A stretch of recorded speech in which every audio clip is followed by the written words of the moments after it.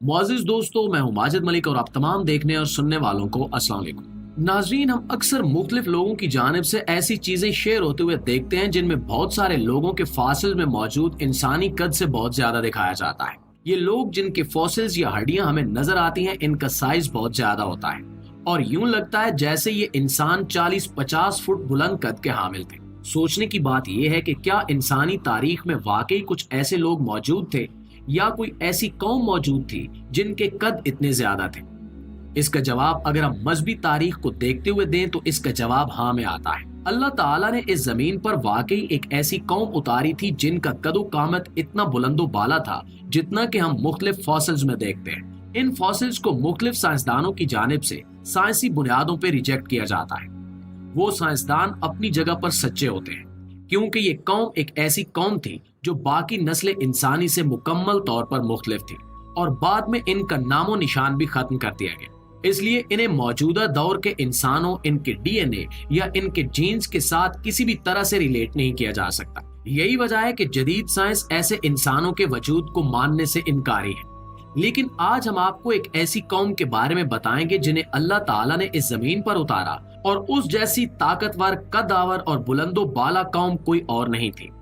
यही कौम जब अल्लाह की सरकशी पर उतर आई तो अल्लाह ताला ने इस कौम को तबाह बर्बाद कर दिया और इनका वजूद सफ़े हस्ती से ऐसे मिटाया कि इनके कोई आसार तक सलामत नहीं रहे। नाज़रीन ग्रामी, तूफान नूह के बाद इस जमीन पर हर किस्म की कौमें और मखलूक तबाह बर्बाद हो गई थी और महज वही लोग बाकी बचे थे जो हजरत नूह अलैहिस्सलाम की कश्ती में सवार थे।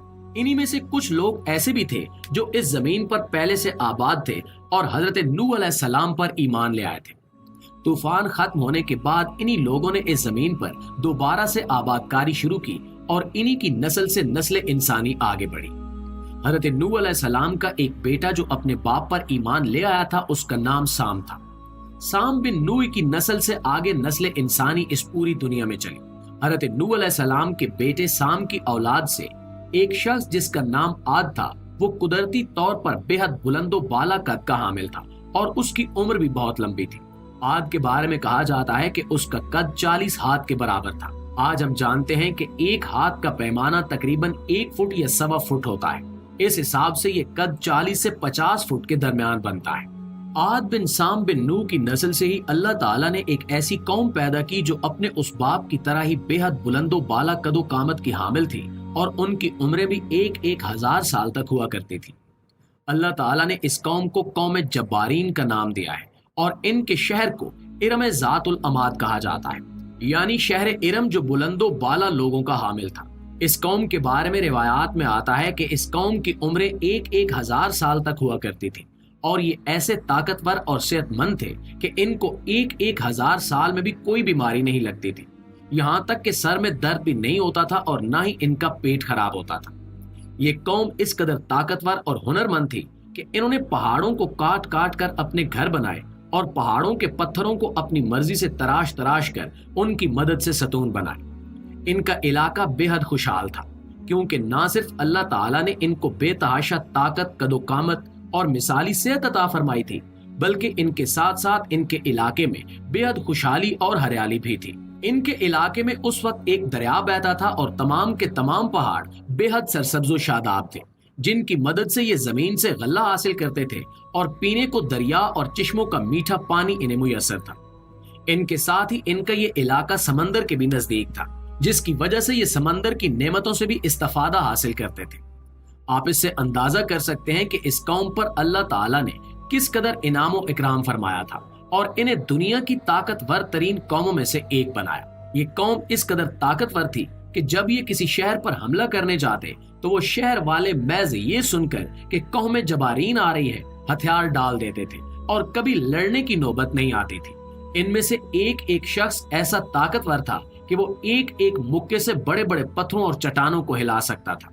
जैसा कि इंसानों की तारीख में हमेशा से होता चला आया है, वैसा ही कौम जबारीन के साथ भी हुआ। ये कौम अपनी ताकत, सरमस्ती, खुशहाली और अपने बुलंदो बाला कद के साथ अपनी हैबत से इस कदर मगरूर हो गई कि इन्होंने अल्लाह ताला का इनकार कर दिया और बुत बनाकर उनकी पूजा करना शुरू कर दी। इनके बकौल ये बुत इनके आबाओ अजदाद थे जिनकी वजह से वो आज इस मकाम पर पहुंचे थे। گویا اپنے موجودہ مقام کو انہوں نے اللہ کی نعمت سمجھنے کی بجائے، اس کا کرم سمجھنے کی بجائے اپنے بزرگوں کی عطا سمجھا اور اللہ کے ساتھ شرک کرنا شروع کر دیا۔ اس صورتحال کی اصلاح کے لیے اللہ تعالیٰ نے ان میں حضرت ہود علیہ السلام کو مبعوث فرمایا۔ اس قوم کے دو بڑے طاقتور قبیلے تھے، ایک قبیلے کا نام کلجان تھا اور دوسرے قبیلے کا نام خیلجان تھا۔ ان میں سے کلجان نام کا قبیلہ بڑی مشکل سے حضرت ہود علیہ السلام پر ایمان لے آیا، جبکہ خیلجان نام کے قبیلے نے ایمان لانے سے انکار کر دیا۔ یہ دونوں قبیلے ہی بے حد طاقتور تھے اور ایسے قبیلے تھے کہ ان کی پیروی کی جاتی تھی اور دیگر چھوٹے چھوٹے قبائل ان کی اتباع کرنا اپنے لیے فخر کی بات سمجھتے تھے۔ کلجان کا بھی مکمل قبیلہ حضرت ہود علیہ السلام پر ایمان نہیں لایا تھا، بلکہ ان میں سے بہت کم لوگ ایسے تھے جو حضرت ہود علیہ السلام پر ایمان لائے تھے۔ حضرت ہود علیہ السلام نے بڑی کوشش کی اور انہیں سمجھایا کہ تمہیں جو نعمتیں اس دنیا میں میسر ہیں، تمہاری یہ بہترین صحت، تمہارا قد و قامت، تمہاری ہیبت، تمہاری طاقت، یہ سب کی سب اللہ کی دین ہے، اور تمہارے آباء و اجداد بھی اللہ تعالیٰ کی پیروی کیا کرتے تھے۔ اس قوم نے حضرت ہود علیہ السلام کی باتوں کو ماننے سے انکار کر دیا اور اپنے جد امجد حضرت نوح علیہ السلام کو بھی جھٹلا دیا۔ جب اس قوم کی طرف سے اصلاح کی کوئی امید نہ رہی تو حضرت ہود علیہ السلام نے اللہ تعالیٰ سے درخواست کی کہ اس قوم سے بھلائی کی کوئی امید نہیں ہے، تو آپ اس قوم پر عذاب نازل کر کے انہیں صفحہ ہستی سے مٹا دیجیے۔ اس پر اللہ تعالیٰ نے اس قوم پر معمور فرشتے حضرت میکائیل علیہ السلام کو بارش برسانے سے منع کر دیا اور ان کے زیر زمین چشموں کا پانی خشک کرنے کا حکم دیا اور ان کے پاس موجود دریا بھی خشک کر دیا گیا۔ اس سے یہ پوری کی پوری قوم شدید قسم کی خشک سالی کا شکار ہو گئی۔ قوم کی یہ حالت دیکھ کر حضرت ہود علیہ السلام نے ان پر ترس کھاتے ہوئے انہیں دوبارہ سے اللہ تعالیٰ کی طرف بلانا چاہا، لیکن اس قوم نے اس آنے والے عذاب سے بھی سبق نہیں سیکھا اور الٹا حضرت ہود علیہ السلام کو قتل کی دھمکیاں دینے لگے۔ اس پر اللہ تعالیٰ نے حضرت ہود علیہ السلام کو حکم دیا کہ آپ اپنے پیروکاروں کو لے کر اس علاقے سے ہجرت کر جائیں، کیونکہ اب یہاں پر عذاب آ کر رہے گا۔ اس کے بعد خشک سالی سے تنگ آ کر اس قوم نے 90 افراد کا ایک وفد خانہ کعبہ کی طرف بھیجا، کیونکہ اس زمانے میں بھی وہ دعائیں جو قبول نہیں ہوا کرتی تھی وہ خانہ کعبہ کے طفیل کی جاتی تھیں تاکہ قبول ہو جائے۔ ان کا وفد جب وہاں پہنچا تو مکہ کا حکمران اس وقت امالکہ قوم کا ایک سردار جرار بن طارق تھا۔